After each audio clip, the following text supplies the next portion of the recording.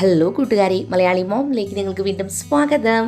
അപ്പോൾ ഇന്നത്തെ വീഡിയോ നിങ്ങൾക്ക് എല്ലാവർക്കും ഒരുപാട് ഇഷ്ടപ്പെടുന്ന ഒരു ഓർഗനൈസിങ് വീഡിയോ ആയിട്ടാണ് വന്നിരിക്കുന്നത്. ഇന്ന് നമ്മൾ ആർട്ടും ക്രാഫ്റ്റും സ്റ്റേഷനറി അങ്ങനത്തെ ഐറ്റംസൊക്കെയാണ് ഒതുക്കണേ. അപ്പോൾ കുറച്ച് പുതിയ ഐറ്റംസൊക്കെ വാങ്ങിയിട്ടുണ്ട്, അതുകൊണ്ട് തന്നെ റീഅറേഞ്ച് ചെയ്യേണ്ട ആവശ്യമുണ്ട്. അപ്പോൾ ഞാൻ എല്ലാം തന്നെ ഒതുക്കുമ്പോൾ എങ്ങനെ ഓരോ ഐറ്റംസ് ഒതുക്കാമെന്നും കൂടി കുറച്ചുകൂടി ടിപ്സൊക്കെ പറഞ്ഞുതരാം കേട്ടോ. ആദ്യം തന്നെ ഏറ്റവും ലാസ്റ്റായിട്ട് ഞാൻ വാങ്ങിയിട്ടുള്ള ഈ ഒരു മാർക്കേഴ്സ് കുറേ പേരായി ചോദിക്കുന്നു എവിടെ നിന്നാണെന്നൊക്കെ. അപ്പോൾ ഞാൻ ഇതിൻ്റെ പോലത്തെ തന്നെ ഏകദേശം ഉള്ളതിൻ്റെ ഓൺലൈൻ ലിങ്ക് ഞാൻ ഡിസ്ക്രിപ്ഷനിലും കമൻറ്റ് ബോക്സിലും കൊടുക്കാം. ഇത് 120 കളേഴ്സ് അടങ്ങുന്ന ഒരു മാർക്കറിൻ്റെ ബോക്സാണ്. ഒരുപാട് കളർ വേരിയേഷൻ ഉണ്ട്. ഞാൻ മുഴുവൻ കളേഴ്സ് ഉപയോഗിച്ചിട്ടില്ല ശരിക്കും പറഞ്ഞാൽ, എല്ലാം ജസ്റ്റ് ട്രൈ ചെയ്ത് നോക്കിയിട്ടേ ഉള്ളൂ. ഇതിൻ്റെ ഒരു പ്രത്യേകത, രണ്ട് സൈഡ് നമുക്ക് ഉപയോഗിക്കാം. ഒരു സൈഡ് ഫൈൻ ആയിട്ടുള്ള ടിപ്പും ഒരു സൈഡ് ബ്രോഡ് ആയിട്ടുള്ളതാണ്, വീതി കൂടിയതാണ്. രണ്ട് സൈഡ് അതുകൊണ്ട് നമുക്ക് നല്ലതായിട്ട് യൂസ് ചെയ്യാം. സെയിം ടു സെയിം കളറിൻ്റെ രണ്ട് സൈഡുകൾ. ഇനി ഇതിൻ്റെ ഒരു കാര്യം മാത്രമാണ്, അതിൻ്റെ അടപ്പ് തുറക്കാനായിട്ട് ഇത്തിരി ടൈറ്റ് ഉണ്ട്, ഇത്തിരി വലിച്ച് തുറക്കണം. മേ ബി കുറേ നാൾ ഉപയോഗിച്ച് വരുമ്പോൾ അത് ഓക്കെ ആവും ഞാൻ വിചാരിക്കുന്നു. നല്ല ഫിറ്റ് ആയിട്ടാണ് അടഞ്ഞിരിക്കുന്നത്.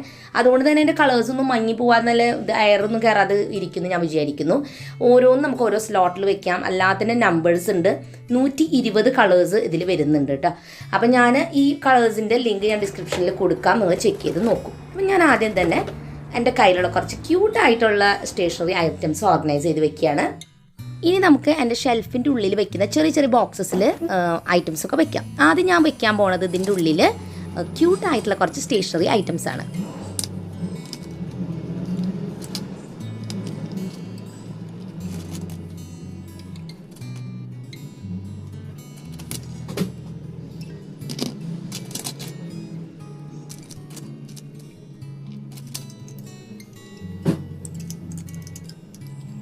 അപ്പോൾ ഇതിൻ്റെ ഉള്ളിൽ ഞാൻ യൂണിക്കോൺ പെൻസിൽസും പെന്നും അതുപോലത്തെ ഷാർപ്നർ അങ്ങനത്തെ ഐറ്റംസ്, ക്യൂട്ടായിട്ടുള്ള ഇറേസേഴ്സ് ഇതൊക്കെയാണ് വെച്ചിരിക്കുന്നത്. അടുത്തൊരു ബോക്സിൽ ഞാൻ കുറച്ച് എക്സ്ട്രാ പെൻസിൽസ് ആണ് വെക്കുന്നത്.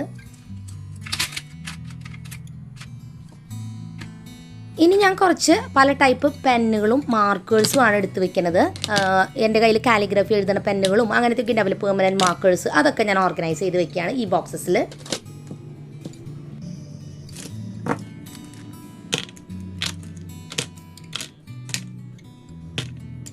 ഇനി ഞാൻ ആ ഷെൽഫിൻ്റെ ഒരു ബോക്സസിൽ ഷെൽഫ് ലൈനർ അല്ലെങ്കിൽ ഒരു പേപ്പറോ എന്തെങ്കിലും വെച്ച് ആ ബോക്സസ് എല്ലാം നിരത്തി വെക്കുകയാണ്.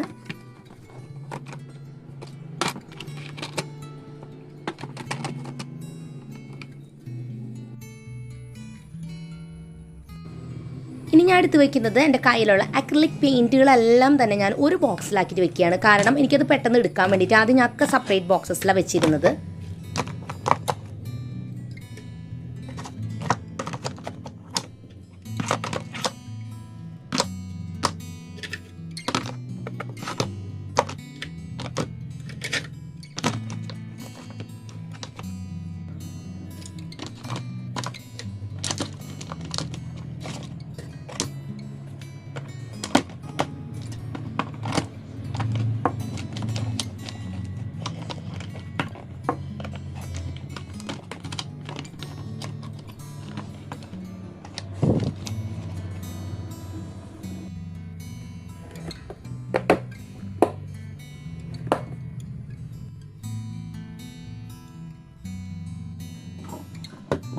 പെയിൻറ്റിൻ്റെ ബോട്ടിൽസ് എല്ലാം തന്നെ ഞാൻ ഈ ഒരു ഷെൽഫിലാണ് ഓർഗനൈസ് ചെയ്ത് വെക്കുന്നത്. ഈ കുഞ്ഞു ബോട്ടിൽ പെയിൻറ്റുകളെല്ലാം തന്നെ 20 രൂപ റേഞ്ചിലൊക്കെയാണ് ഏകദേശം വരിക. ഈ വലിയ ബോട്ടിൽ പെയിൻറ്റുകൾ 70 രൂപയൊക്കെ റേഞ്ചിലാണ് വരുന്നത്. ഇതിലും വലിയ ബോട്ടിൽസ് ഉണ്ട്, 100 രൂപയിൽ മേലെയാണ് വില വരുന്നത്. ഓരോ ടൈമിൽ വില വ്യത്യാസം ഉണ്ടാവും. അതുകൊണ്ട് ഞാൻ ഈ പ്രൊഡക്ട്സിൻ്റെയൊക്കെ ലിങ്കുകൾ ഡിസ്ക്രിപ്ഷനിൽ കൊടുക്കാം കേട്ടോ.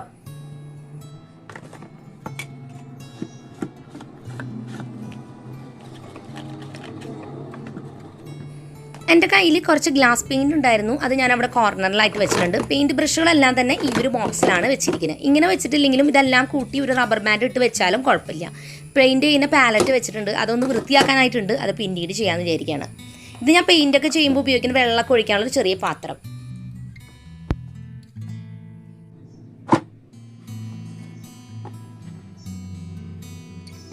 ഇനി ഞാൻ ഒതുക്കി വയ്ക്കാൻ പോകുന്നത് എൻ്റെ കയ്യിലുള്ള കുഞ്ഞു കുഞ്ഞു ക്രാഫ്റ്റ് സപ്ലൈസ്, അതായത് ഡെക്കറേഷൻ പേർപ്പസിന് ഉപയോഗിക്കുന്ന ഐറ്റംസൊക്കെയാണ്.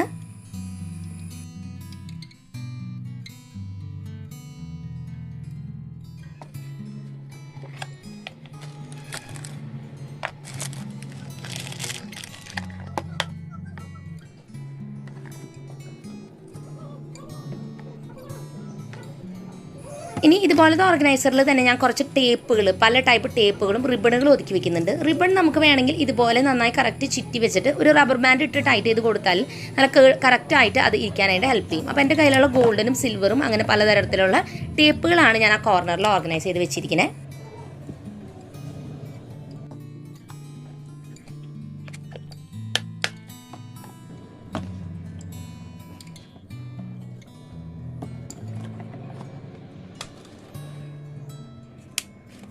പിന്നെ ഇങ്ങനത്തെ പഞ്ചിങ്ങിൻ്റെ ഈ ഒരു മെഷീൻ ചെറുത്, അതുപോലെ തന്നെ സീക്വൻസസും ഷെല്ലുകൾ അങ്ങനത്തെയൊക്കെ ഉണ്ടെങ്കിൽ അതെല്ലാം തന്നെ ഞാൻ ഈ ഒരു ഷെൽഫിൽ തന്നെയാണ് വെക്കുന്നത്.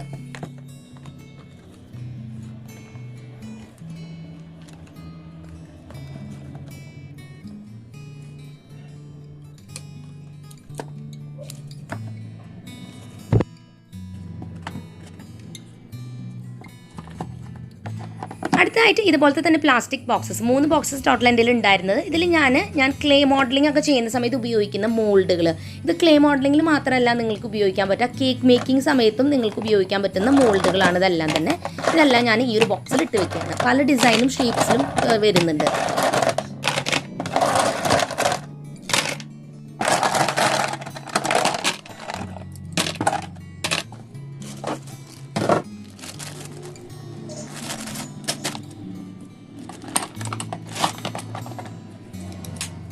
ഇതുപോലെ തന്നെ മോൾഡിങ്ങിന് വേണ്ട ടൂൾസാണ് ആ റോസ് കളർ ചെറിയ ഒരു സ്റ്റിക്സ് വന്നിട്ടുള്ളത്.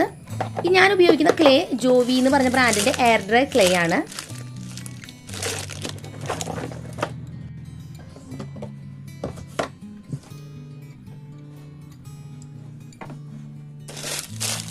അപ്പോൾ ഈ ഒരു ഷെൽഫിലാണ് ഞാൻ ക്ലേ മോഡലിങ്ങിനുള്ള ഐറ്റംസും അതുപോലെ തന്നെ കുറച്ച് സെല്ലോ ടേപ്പുകൾ, മസ്കിൻ ടേപ്പുകളും പിന്നെ ചെറിയ സ്പോഞ്ചും വെച്ചിരിക്കുന്നത്.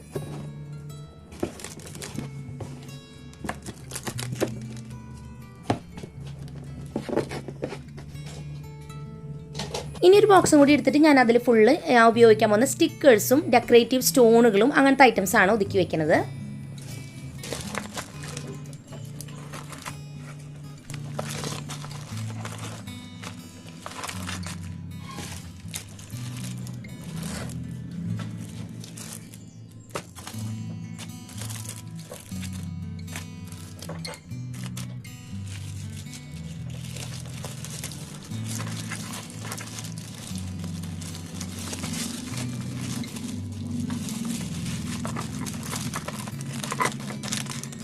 ഇതുപോലെ സെപ്പറേറ്റ് ബോക്സ് തിരിച്ച് നമ്മൾ വെക്കുമ്പോൾ നമുക്ക് എടുക്കാനായിട്ട് വളരെ എളുപ്പമാണ്. നമുക്ക് ഡിഫറെൻറ്റ് ലേബിൾസ് എഴുതി ഒട്ടിച്ച് വെക്കാം. നമ്മുടെ കയ്യിൽ ഒരുപാട് ഐറ്റംസ് ഉണ്ടെന്നുണ്ടെങ്കിൽ ഇങ്ങനത്തെ ബോക്സസ് നമുക്ക് ഹോൾസെയിൽ ഷോപ്പിൽ ഈസി ആയിട്ട് വാങ്ങാൻ കിട്ടും.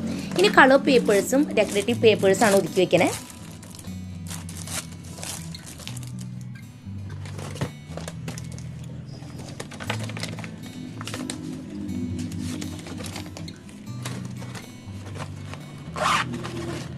നമ്മൾ പേപ്പറൊക്കെ കട്ട് ചെയ്ത് കഴിഞ്ഞിട്ട് വേസ്റ്റ് പീസസ് ഒക്കെ വരുമല്ലോ, അത് ഈ ഒരു ഫയലിലാണ് ഞാൻ ഒതുക്കി വെച്ചിരിക്കുന്നത്.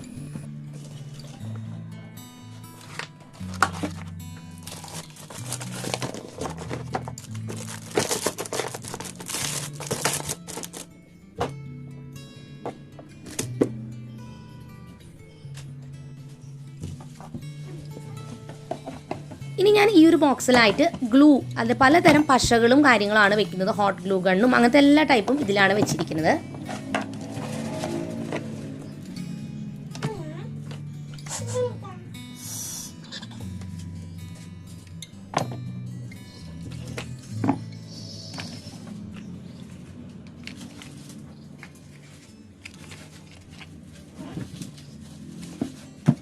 ഞാൻ സ്ഥിരം യൂസ് ചെയ്യുന്ന ഗ്ലൂ ഫെവിക്കോളിൻ്റെ ഗ്ലൂ ആണ്. അതിൽ 3 ബോട്ടിലുണ്ട്. അത് 2 മക്കൾക്ക് വേണ്ടിയിട്ട് വാങ്ങിയിട്ടുള്ളത്. ഒരെണ്ണം വലിയ ബോട്ടിലാണ് ഞാൻ സ്ഥിരം യൂസ് ചെയ്യാറുള്ളത്.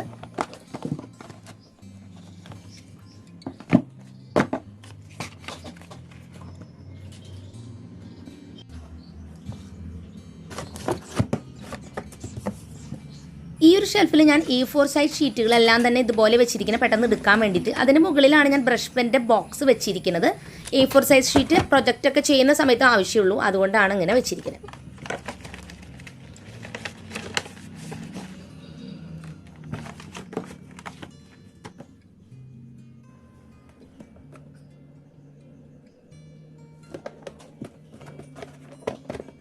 ഇനി ഞാൻ എൻ്റെ ടൈലറിങ്ങിന് വേണ്ടി ഉപയോഗിക്കുന്ന സമയത്ത് എടുക്കുന്ന ഐറ്റംസാണ്. ഈ ഒരു ബോക്സിലാണ് ഞാൻ നമ്മുടെ ത്രെഡുകളും അതുപോലെ തന്നെ നീഡിലും അങ്ങനത്തെ ഐറ്റംസ് എല്ലാം തന്നെ ഒതുക്കി വെക്കുന്നത്. അത് കുറേ നാളായിട്ട് എൻ്റെ കയ്യിലുള്ളതാണ്. ഒരുപാട് നൂലുകൾ വെക്കാൻ പറ്റുന്ന ഒരിത്തിരി വലിയ ബോക്സാണ്. ഇതിൻ്റെ ചെറുതും വരുന്നുണ്ട്. എൻ്റെ കയ്യിൽ അത്രയധികം നൂലുകളില്ല. ഞാനതെല്ലാം തന്നെ ഇതിൽ ഒതുക്കി വെക്കുകയാണ്. ഇതിൻ്റെ മുകളിൽ ഒരു ചെറിയ പ്ലേറ്റ് പോലെ ഉണ്ട്. അത് വെച്ചിട്ട് നമുക്ക് അതുമേ വേറെ ഐറ്റംസ് വെക്കാൻ പറ്റും.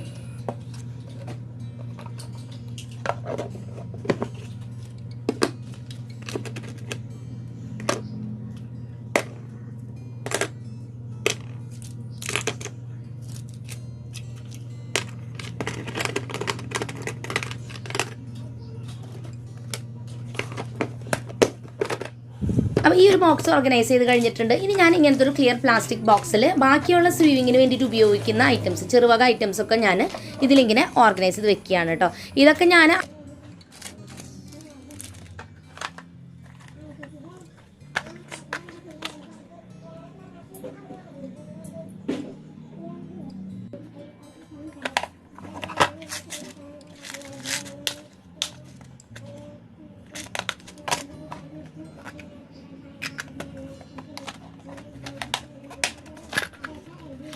അതുപോലെ തന്നെ ബോബിൻ ചെറുതൊക്കെ ഞാൻ പ്ലാസ്റ്റിക്കും സ്റ്റീലിൻ്റെയും മേടിച്ച് വെച്ചിട്ടുണ്ട്. കുറച്ച് അധികമായിട്ട് നമുക്ക് ആവശ്യം വരാണെങ്കിൽ ഉപയോഗിക്കാനായിട്ട്. പിന്നെ സിബും കാര്യങ്ങളൊക്കെ ഞാൻ ഈ ബോക്സിൽ വെച്ചിരിക്കുന്നത്. ഇപ്പോൾ കുറേ നാളായിട്ട് ടൈലറിങ് ചെയ്യാത്തതുകൊണ്ട് തന്നെ ഇത് അധികം എടുക്കുന്നില്ല എന്ന് പറയാം. അപ്പോൾ ഇതും ഞാൻ മാറ്റി വെക്കുകയാണ്. ഇനി ഞാൻ ഒതുക്കണത്, നമുക്കിപ്പോൾ കയ്യിൽ കാർഡ്ബോർഡ് ബോക്സുകളേ ഉള്ളൂന്നുണ്ടെങ്കിൽ പ്ലാസ്റ്റിക് ബോക്സ് ഒന്നും വാങ്ങണമെന്നില്ല. ഇങ്ങനത്തെ ബോക്സിനുള്ളിലാണ് ഞാൻ എംബ്രോയിഡറിക്ക് വേണ്ടി ഉപയോഗിക്കുന്ന ഐറ്റംസൊക്കെ വെക്കുന്നത്. അപ്പോൾ ഇതിൽ പല കളർ ത്രെഡുകളാണ് ഈ ചെറിയ ബോക്സിൽ വെച്ചിരിക്കുന്നത്. പിന്നെ അതിനുപയോഗിക്കുന്ന തുണികളുമാണ് ഈ ഒരു വലിയ ബോക്സിൽ വെക്കുന്നത്.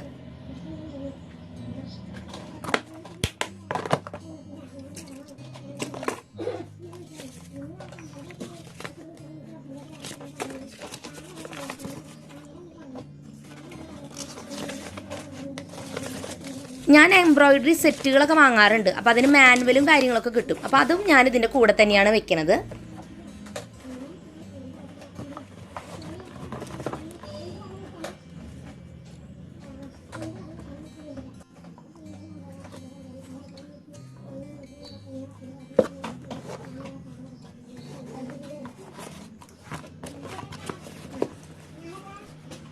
ഞാൻ നേരത്തെ പറഞ്ഞാൽ എംബ്രോയിഡറി സെറ്റുകൾ ഞാൻ വാങ്ങുമ്പോൾ ഇതുപോലെ റിങ്ങും അതിൻ്റെ കൂടെ ആ തുണിയും ആ വരച്ചതൊക്കെ നമുക്ക് കിട്ടും ഇങ്ങനെ സെറ്റായിട്ട്.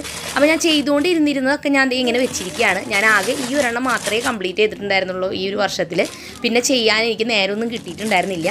അപ്പോൾ അതെല്ലാം തന്നെ ഇതിൽ ഓർഗനൈസ് വെച്ചിരിക്കുകയാണ്. ഇത് ക്രാഫ്റ്റിന് ഉപയോഗിക്കുന്ന മിററാണ്.